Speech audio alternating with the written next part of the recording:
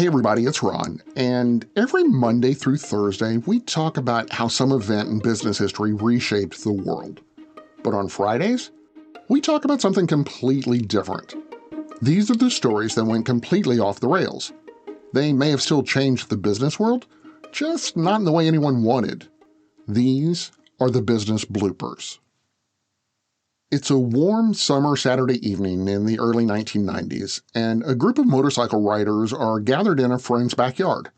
There's a big grill smoking away in the corner, a cooler full of canned beer parked under the picnic table, and a battered boombox on the porch blasting a mixtape someone recorded off the radio, playing what had already been crowned as classic rock. It's loud, a little distorted, and honestly kind of perfect. See, tonight's about Danny, and she's the real deal.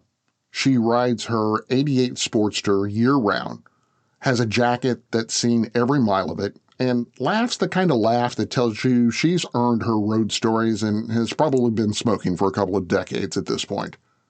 Her friends have all shown up with badly wrapped presents, greasy fingerprints on the paper, duct tape where ribbon should be, the usual. Then one of the guys hands her a small package wrapped in black and orange, unmistakably Harley colors. Danny smirks. All right, who found parts on clearance? She starts to rip the paper apart, and then she stops. In her hand is a neatly sculpted glass bottle, fancy cap, clean typography, and on the front, in serious chrome-style lettering, are the words Harley Davidson Eau de Toilette. The entire table freezes, like someone hit pause on the boombox. Danny blinks and she says, What is this? Her buddy that gave it to her shrugged and said, They said it's supposed to smell like leather. Someone else mutters, Yeah, like the leather section at Sears. She gives it a cautious spray. The mist drifts into the hot summer air. Everyone leans in. Someone shakes their head. Someone else just whistles low. It smells okay, but not like Harley. Not like the road. Not like anything this crowd would ever wear.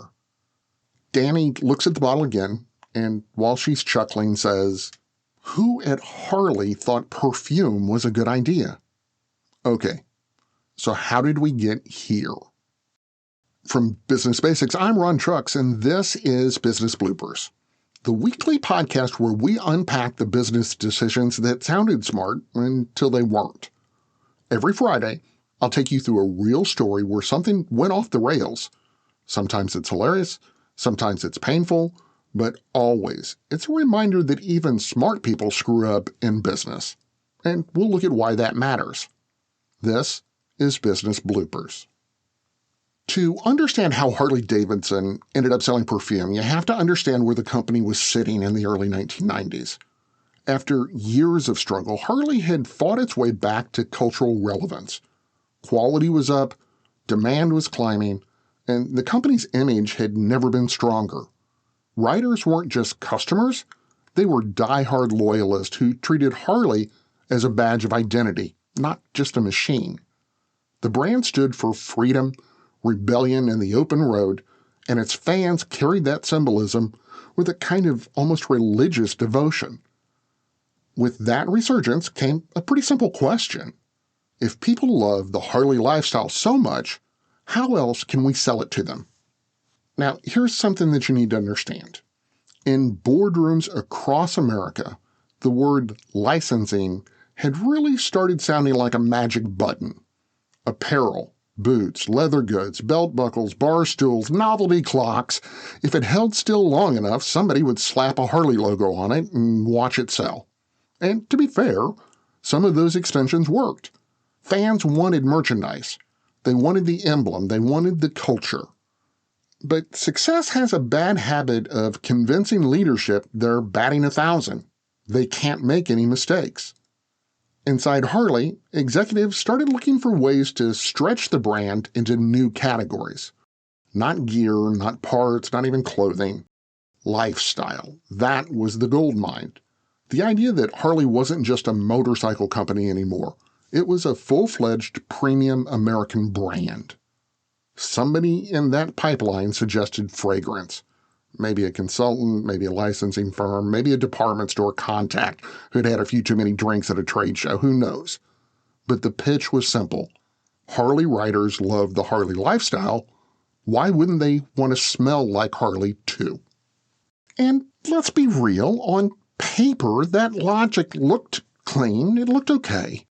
But in the real world, Harley was about grit and chrome and torque and rebellion and noise and the open road. Nothing about that says fine fragrance. But when the licensing machine gets rolling, common sense often gets left in the saddlebag. So Harley went for it, convinced that their brand was strong enough to jump the rails into cologne, body spray, and toiletry kits. And you see, here's the thing. They hadn't realized it yet, but they'd just ridden straight into a wall.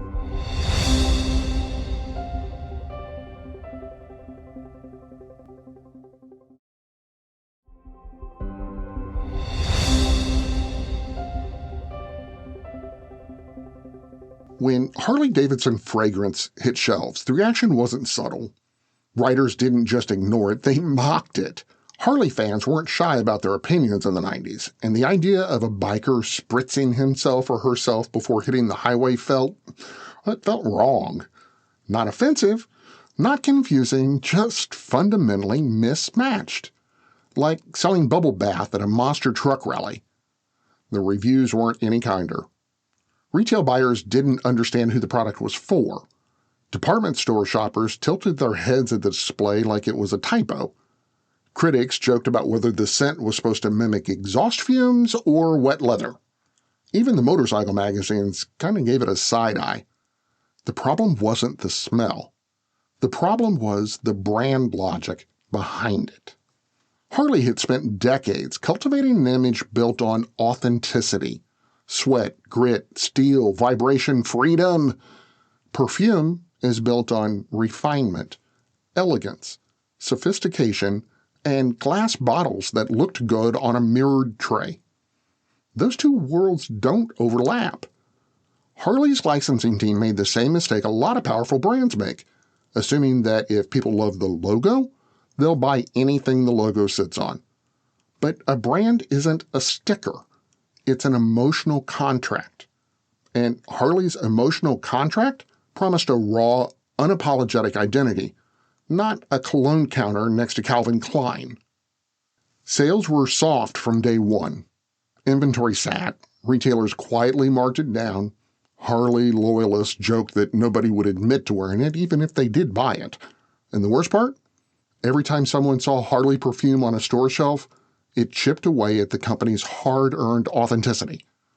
The clone didn't just bomb, it confused people. And confusion is the fastest way to dilute a brand. Harley had stretched their identity past its snapping point, and now they had to clean up that mess.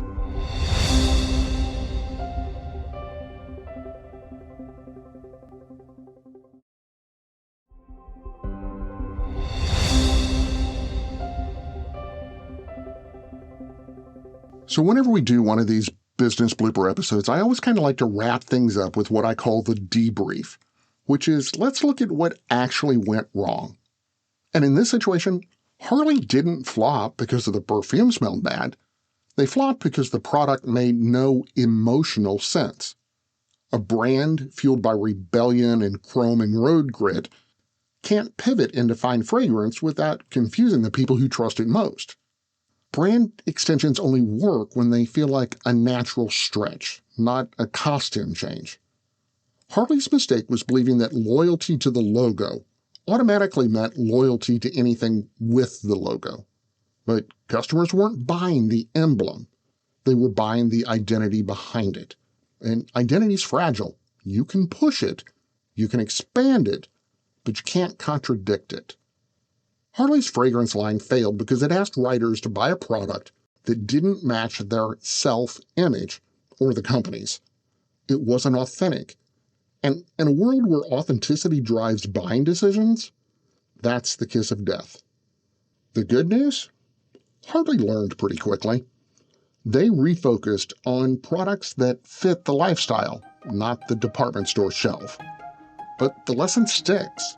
When your brand stands for something powerful, you have to protect that meaning, not dilute it.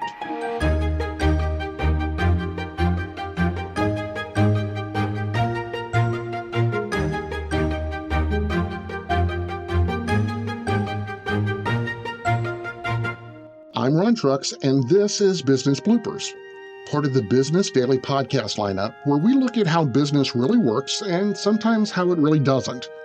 New episodes drop every weekday, with fun, full-length blooper stories like this one on Fridays, and quick-hit business history episodes the rest of the week. Follow us on Apple Podcasts, Spotify, YouTube, or wherever you listen. And if you're enjoying the ride, don't forget to leave a quick review. It helps more people find the story behind the business. And do you want to actually understand business better without the fluff or the buzzwords or the MBA language? Start by visiting bsnsDailyPodcasts.com. If you're shopping while working, eating, or even listening to this podcast, then you know and love the thrill of a deal. But are you getting the deal and cash back? Rakuten shoppers do. They get the brands they love, savings, and cash back. And you can get it too. Start getting cash back at your favorite stores like Target, Sephora, and even Expedia. Stack sales on top of cash back and feel what it's like to know you're maximizing the savings. It's easy to use, and you get your cash back sent to you through PayPal or check. The idea is simple. Stores pay Rakuten for sending them shoppers, and Rakuten shares the money with you as cash back. Download the free Rakuten app or go to Rakuten.com to start saving today. It's the most rewarding way to shop. That's Rakuten, Rakuten.com. Adobe Acrobat Studio, so brand new. Show me all the things PDFs can do. Do your work with ease and speed. PDF Spaces is all you need. Do hours of research in an instant with key insights from an AI assistant. Pick a template with a click. Now your prezzo looks super slick. Close that deal? Yeah, you won. Do that, doing that, did that, done. Now you can do that with Acrobat. Now you can do that with the all-new Acrobat. It's time to do your best work with the all-new Adobe Acrobat Studio.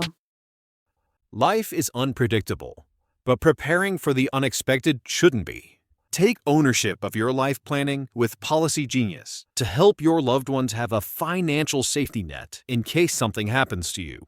They offer life insurance policies starting at just $276 a year for $1 million in coverage. Don't wait for life to make other plans. Protect your family today. Head to PolicyGenius.com. That's PolicyGenius.com.